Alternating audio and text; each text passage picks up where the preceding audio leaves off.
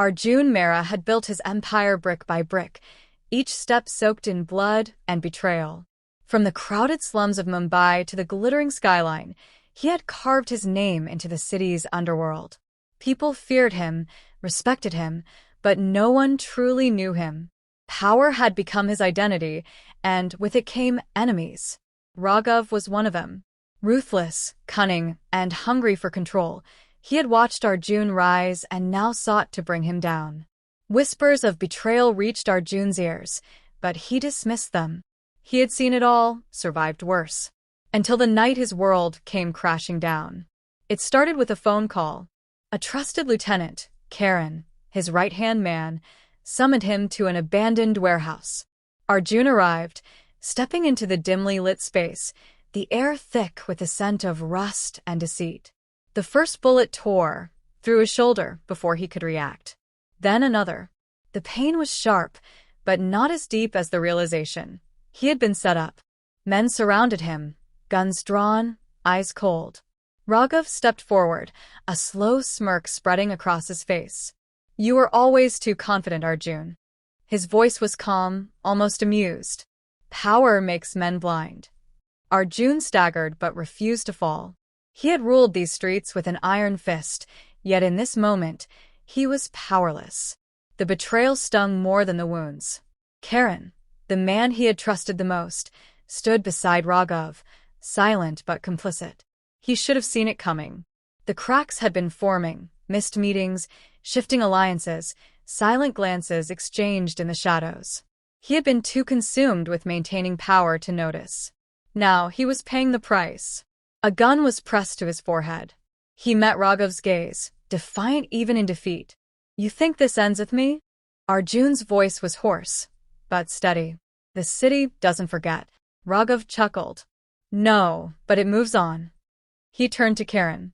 "Finish him." Arjun closed his eyes, bracing for the final shot. But the gunfire never came. Instead, chaos erupted, sirens wailed in the distance, shouts filled the air. Someone had tipped off the cops. Raghav cursed, his men scattering. In the confusion, Arjun collapsed, his vision blurring. He barely registered the sound of retreating footsteps before everything faded to black. When he awoke, he was somewhere unfamiliar. A dimly lit room, the scent of herbs and smoke lingering in the air. His body ached, his wounds hastily bandaged. An old man sat nearby, watching him with quiet curiosity. "You're lucky," the man said, his voice gruff. "Should have been dead." Arjun didn't respond. He wasn't sure if he was lucky.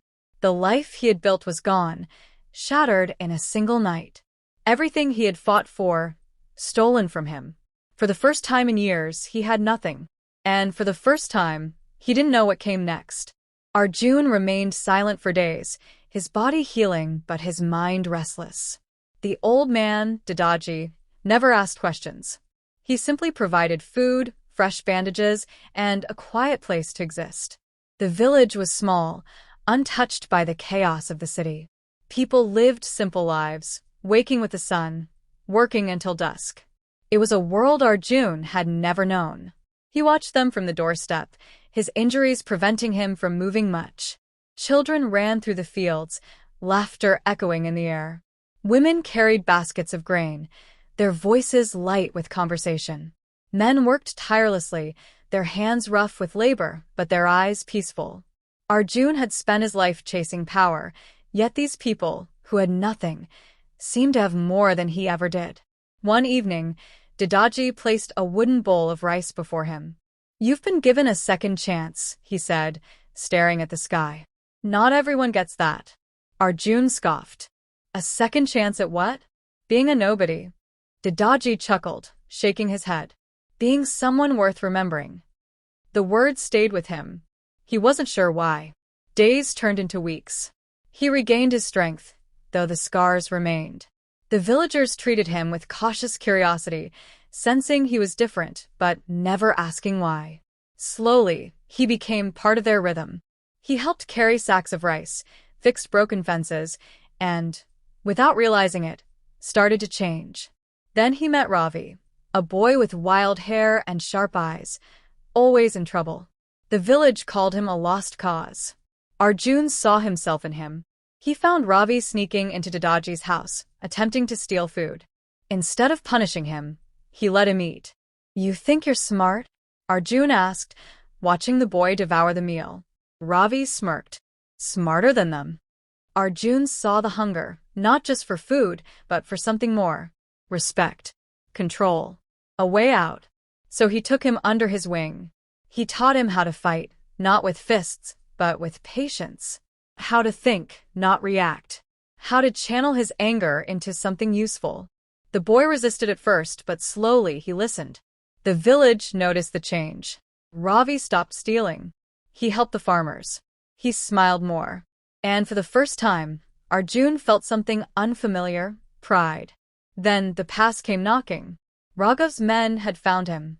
They didn't attack, not yet. Instead, they offered him a deal. Come back.